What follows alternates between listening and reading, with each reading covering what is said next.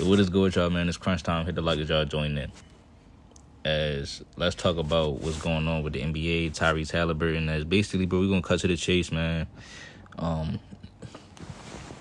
few weeks ago, me and the homie Chris was on here talking about how Tyrese Haliburton is low-key like doing what Chris Paul was doing as far as numbers-wise, production-wise, and he might be over Chris Paul with this playoff run. Just on the simple fact that it'll be more impressive than what Chris Paul has done. I was talking about how Tyrese Haliburton is a new age, Chris Paul, Steve Nash type of player for this era. You look at how he play. He's a true pass-first dude who can score. And I believe he is a superstar. So a few weeks ago, me and Chris was talking about how he might be over Chris Paul. I never heard nobody in the whole planet, the whole universe saying anything like this before I was saying that, right? Everybody said I was tripping out crazy and all that. Said I was a psychopath. They was sending me threats and all that. Stephen A. Smith has come out and said that Tyrese Haliburton is not a superstar, right? So everybody was calling me crazy. This is the problem with society, right? What they do is they wait till after the fact something happened. Right? But when somebody's the first to do something or the first to say something, they're going to call you crazy. There go Chris right there. Me and Chris was the only ones saying this.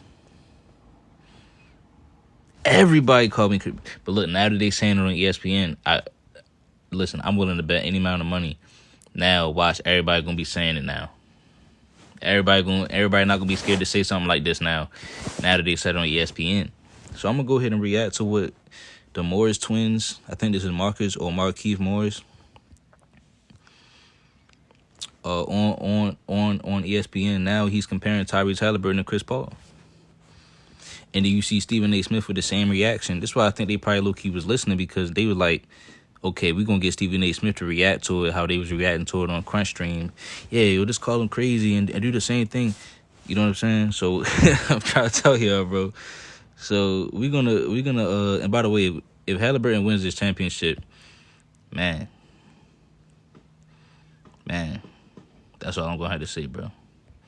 I just think we see him differently. Like we gotta define what the superstar is. That's the biggest thing. We just so used to saying superstar is athletic, in a bigger market. Like what Halliburton is doing is similar to what Chris Paul's doing. Like we said, Chris Paul was a superstar, right? Chris Paul was the ultimate general, and that what made him the superstar. He made guys better. He's won games. That's what made him a superstar, right? Like he wasn't the most athletic. He made big shots down the clutch. It's kind of walking in that same path. Do you realize that can move the ball, that can make better? Hold on, Marcus. See, he can't even let him finish. Like, this how this should be on here, bro. Like, you say the wrong person name when you trying to compare somebody. Like, they get to cutting you off, trying to talk to you like you a baby and shit. You see how he trying to, like, what you mean, nigga? Now watch Stephen A. Smith probably about to take it all elsewhere. Talk about nothing that what he just said. The clutch. It's kind of walking in that same path. Do you realize that can move the ball, that can make better? Hold on, Marcus. Here's the deal, man. Do you realize that when you bring up CP3, you're talking about a top 6, top 7 point guard? Oh my God! Hold on, bro. In history. Oh man. Hold on, it was a commercial. He's saying Chris Paul is a top 6 or 7 point guard in history. Now, this is my point. This is why it would sound crazy if you compare Tyrese to somebody like Chris Paul, because of how we catapult certain players, and we don't even know the reason why we do it. Like, if you that's my point. So Chris Paul can be top 10, let alone top 6, 7. If he can be a top 10 point guard of all time with the numbers he put up and no championship, that's low key bad, because you're setting the bar so low. Now anybody that put up those numbers can make the argument to be around where Chris Paul is, as long as they go to the conference finals or hit the NBA finals. And now we got to say Tyrese Haliburton is around Chris Paul. So now if I say he top 10 point guard, you know what I'm saying? It's going to sound crazy, but it's really not, though. He's taking the team to higher heights.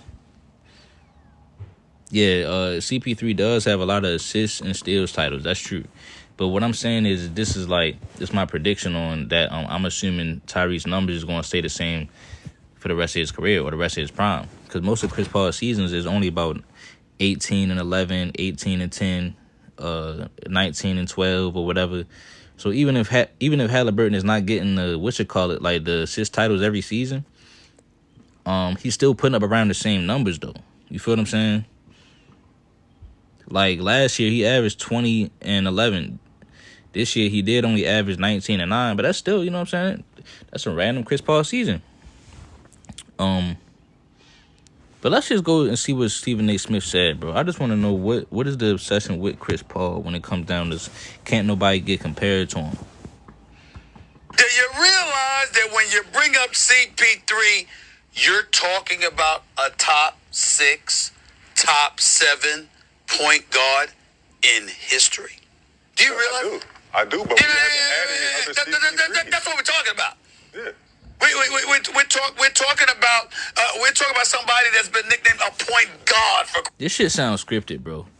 It's like I said, bro. Like I gotta keep pausing it. This shit just sound like they literally listened to our stream and was like, "Yeah, Stephen A. You see how they was reacting when Chris said that? That's how we want you to react and do the whole theatric, man. Make it entertaining. That's what we gonna do tomorrow morning. All right." Do you realize? I do, but because he ain't said nothing yet. He just reacting. That's what we're talking about. Yeah. We're talking about somebody that's been nicknamed a point guard for crying out loud. Not a point guard, but a point guard, okay? All right, a floor general extraordinaire. Wherever he goes, you make your team better. I mean, of all the great point guards in NBA history, we're talking about this dude, top 6, top 7, arguably in the top 5. The Gary Paytons, the Isaiah Thomases, the Jason Kidds of the world, the Irvin Magic Johnsons, the John Stocktons of the world. People like that. That's what you're talking about. You're not talking about that with somebody like Haliburton. Certainly not yet. So I'm just saying to you, the brother can ball. The brother can ball, no doubt about it. But when you talk, let me answer the question about the superstar. How about you being the number 1 option? I was just about to say. And everybody in your face and game planning around you. Oh, we about to cook this, man. Hey, I'm about to cook. How about you being the number 1 option? I was just about to say. And everybody in your face. You wasn't about to say nothing. Game planning around you every day. And every day, for the most part, you answer the call. Last 3 years. How about that? Last 3 years, Halliburton, besides this year when they was better and he came off the ball, last 3 years he's averaging 20 and 10. What is that? Last year he was in the Eastern Conference Finals. You said who? James Harden. But the numbers say it. The way his trajectory of his career is going is CP3-esque. Like, if we're talking about, if he stay on this same line and continue to get better, he's going to be in that same category as one of the best point guards that ever played a game. Because we don't, that position is starting to be extinct. We don't really even have point guards right now. Like, we don't have guys that can make the entire team better. We don't hear about no Aaron Naismith if it's not for Tyrese Halliburton. We don't hear about Nembhard if it's not for Tyrese Halliburton. Like, he make the entire team go. So when a brother pulling up from 25. See.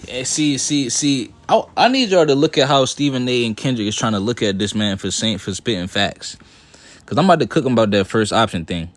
Look at how he trying to make it sound like this man don't know what he talking about. We don't hear about no Aaron Naismith if it's not for Tyrese Halliburton. We don't hear about Nembhard if it's not for Tyrese Halliburton. Like, he make the entire team go. So when a brother pulling up from 25, that's because of Halliburton? See, okay. First of all, but they don't say that when Jamal Murray be pulling up from 25. They say Jokic be creating everything for him. They ain't say that when Kyrie was pulling up from 25. They didn't say that when Steph was pulling up from 25. They said KD do the whole thing for him. If it wasn't for KD, he wouldn't be doing shit. Right? So now, all of a sudden, you can see the value in somebody's teammates when it's Tyrese Halliburton. So when you talk about first option, second option, though, what do you mean? Are you saying that because Siakam averaged more points? Are you saying that Siakam is the first option because he averaged more points? Well, what about Chris Paul? what about them years he was on the team with Blake Griffin when Blake Griffin was averaging more points? So now it's about the points. Because if you talk about down the stretch, it's not no question that Tyrese Haliburton is the first option down the stretch. And this is why I always say it matters more down the stretch. Who really the first option down the stretch? That's when the team knows who to look to. Like, if Tyrese Haliburton is running the offense and playing unselfish, getting everybody shots, making sure everybody get touches and all that throughout the game, that don't mean he's not the first option down the stretch. But you can just compare that to Chris Paul playing with, like I said, when he was on OKC, it was 3 dudes averaging more points than him on OKC. He played with Harden. Harden was the first option on that team. He played with Blake Griffin. Blake Griffin was averaging 24 points. David West averaging 20-something points on New Orleans. So why are we making it seem like Haliburton can't be the first option? Is he like, I don't know? It sound like they moving a little bit of the goalpost. Then he talking about Naismith pulling up from 25. You gotta be consistent, Stephen A. It's a lot of players that got teammates like that, but I believe Naismith. I don't know if he'll be. I don't know if the whole Pacers offense will be free flowing and everybody getting shots and points the way how they're doing it without Tyrese Haliburton. No, it's not that Naismith not good enough or they won't be able to score, but their offense wouldn't be as potent. We don't hear about no Aaron Naismith if it's not for Tyrese Halliburton. We don't hear about Nembhard if it's not for Tyrese Halliburton. Like, he make the entire team go. So when a brother pulling up from 25, that's because of Halliburton? Yeah, one time. The confidence that he's 25, 27, it's a confidence he instills. You talking about 1 or 2 possessions. It's a confidence that he instills in the players. You can't have that system if there's no Tyrese Halliburton. There's no Indiana Pacers getting to the semifinals back-to-back years without a guy that's playing like he plays. He makes the entire team go. He makes the entire team go. Perk, you give the final word, and then we and the commercial break need to all get on the same page of what the definition of a superstar is. I got you on this, but let me. My credit score is. Oh my gosh! Now Perk about to chime in, man. Now Perk about to chime in, dog. See, it's funny how if he win this chip, they ain't gonna be saying this though. That's the sad part, bro. Niggas don't know how to just use their own brain, open your eyes and look at what you watching at. See the thing is maybe Haliburton wasn't really a superstar leading up to recently, but it's always a point in time when the player becomes a superstar though. So I can see what people saying, like, if they don't think he has been a superstar like the past couple seasons, if you don't think he's a superstar, that actually makes sense. It's just the way how you can kind of look at their faces and it's like it's gonna be night and day. How if he wins, they gonna be this gonna do a whole 180 from how they acting right now. He's Halliburton. There's no Indiana Pacers getting to the semifinals back-to-back years without a guy that's playing like he plays. He makes the entire team go. He makes the entire team go. Perk, you give the final word, and then we and the commercial break need to all get on the same page of what the definition of a superstar is. I got you on this, but let me ask you this. So we just got on Anthony Edwards, okay, for not being aggressive. And Anthony Edwards he's labeled a shooting guard, but Anthony Edwards has been the primary ball handler for the Minnesota Timberwolves team this year. One could say he's actually been the point guard. So the growth in him has to be the decision maker, the same as a Tyrese Haliburton. But again, we don't hold Tyrese Haliburton to the same standards that we hold Anthony Edwards to. You know why? Because we look at Anthony Edwards as a superstar. That's why. What do you mean, though? What's wrong with Tyrese Haliburton decision making, though? I feel as though Haliburton has been playing amazing, though. Right? He about to go to the finals, though. Am I right or wrong? I feel like I'm missing something. Again, we don't hold Tyrese Haliburton to the same standards that we hold Anthony Edwards to. You know why? Because we look at Anthony Edwards as a superstar. That's why. No, so we're not going to sit up here and put him in the superstar frame. I don't see what plane he trying to land with that. Like, Halliburton is getting it done. I feel as though they haven't been watching. Edwards is the face of the league. That's been his two different conversations with Anthony Edwards. I ain't gonna lie, this what happened with true NBA players. I know Perk played in the NBA, but he played in the NBA like 15 years ago. These Morris twins just got done. They coming off playing in the league. They really telling you how it is. Like, I'm gonna sit up here and Face of put the him in league the is what we're superstar saying. frame. Anthony Edwards is the face of the league. That's been his talk. Two different conversations. Anthony Edwards is arguably the best player in the league and the face of the NBA. Taylor. We've never said that about Haliburton. These two different positions. I said as a point guard that's growing in this league, the position that's starting to be extinct because there's not a lot of point guards no more. There's not a lot of point guards averaging. What is 20. Trae Young? Trae Young is a good player. He's a good player. He's a good player in this league. He's a really good player. All right. What To did he be have? continued. yeah, but that's one. That's only one dude, Kendrick Perkins. To He be was shooting 3-point. He wasn't a point guard. He just started. Like, I think they. I don't know if they understand what he's saying. It's like the same thing I said. I think Tyrese Haliburton is on the same level.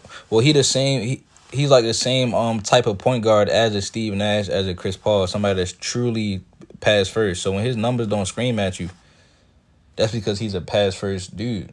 But when you look at all of the other point guards that we said was, true point guards and they were superstars, you look at their numbers, like Steve Nash only averaged like 15 and 18 for his MVP seasons. 15 points and then 18 points. But nobody looks at that and say, oh, damn, well, he wasn't even the first option. It was really Amari Stoudemire. So, I mean, basically, he wasn't even really the go-to. You know what I'm saying? Nobody does that. Now, if we want to do that, now we had to redirect and analyze all of these legends that we basically gave credit. Analyze all of these legends that we basically gave credit to for doing what Tyrese Haliburton is doing right now, man. But I just want to let y'all know, man, this is what happens, man. It started off with Richard Jefferson. All these people be listening, man. On these big platforms, they listen to the smaller ones. And they take their stuff, man. It is what it is. It's natural. I ain't even know hard feelings. I ain't even trying to say that they, owe me money and none of that. I'm just letting y'all know this is what they did. You know what I'm saying? They was probably scrolling past, seen us talking about it, and was like, oh yeah, we're gonna talk about that ASAP. Y'all let me know how y'all feel about this, man. I believe Halliburton right now is becoming a superstar. Oh yeah, and mind you, and by the way, a lot of times, and this is really funny. This is the funniest part. So this is Halliburton's 1, 2, 3, 4, 5. This is his 6th season. Hold on. This is his 6th season in the league. They make it seem like he's young, which he is kind of young. But this is the point in time where dudes start to become a superstar, though. Like Shea, this like Shea like 6th or 7th season, right? 6th season. So you gotta understand. And I want to ask the whole panel this one question. Right? We're gonna end it off with this. Unless somebody else want to chime in. I'm going to ask the whole panel this one question. Anytime when people bring up Chris Paul peak, what year do they go back and talk about? When they talk about Chris Paul's peak, this year Chris Paul, you ain't seen him, he better than any point guard. What year are they bringing up for Chris Paul? They always go back to 2008. Right? They always go back to 2008. I'm talking about on the Hornets, Shaq. Like on the Hornets, they always go back to 2008 when they when they talk about how Chris Paul should have got the MVP over Kobe and all that. But that is only his 3rd. Hold on. Yeah, so they talk about 07, 08 and 08, 09. Those are the only seasons Chris Paul averaged 20. That was his 3rd and 4th season in the league. Right, that's his 3rd or 4th season in the league. So when they say Haliburton is too young, we gotta understand. I know time is going by fast, bro, but we gotta. It's just like how the homie Shaq was talking about last night with the rappers and the artists, bro. Like, like this is not like time is going by. Like this is Tyrese Halliburton's 6th season. Like we can't just stop people from being in certain conversations just because we don't want to. Like, this is if he's getting it done, bro, I'm putting him in the conversation, fam. Like, I'm sorry, bro. That's just what I'm gonna do. Also, I believe as a passer eye test wise, I think he's a better passer than Chris Paul.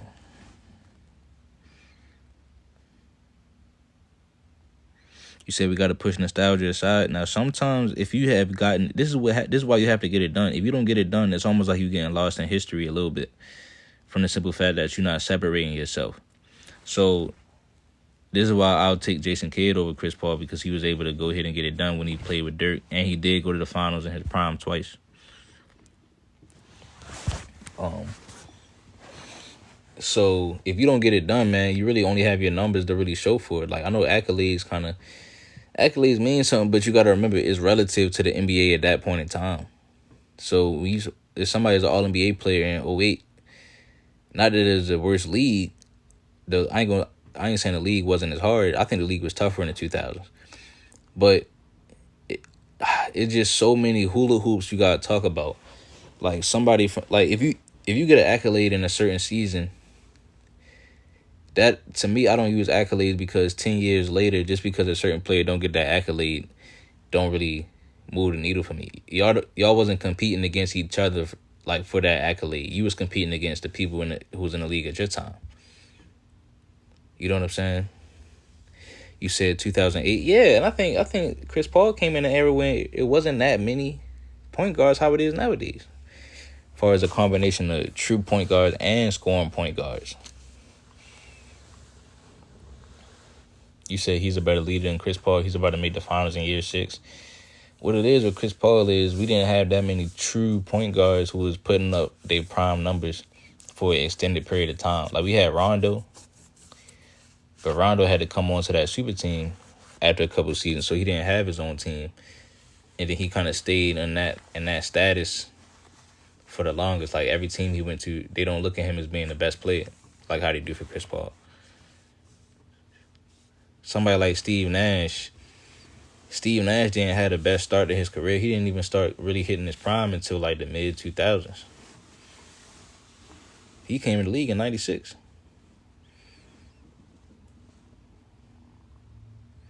So Chris Paul was somebody, he basically would just have mad longevity in the league, where he became the only true point guard for real. Like him and Rondo.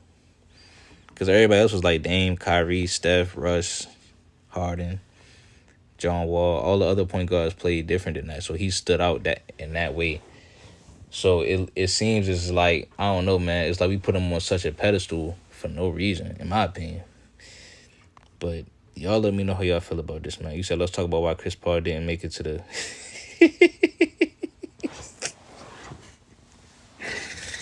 how Chris Paul didn't make it to the conference finals in year 6. Yeah, he couldn't get it done, man. I'm sorry.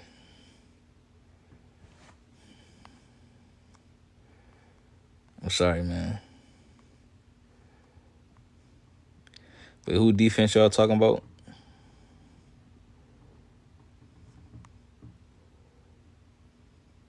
Yeah, man. Y'all let me know how y'all feel about this, man.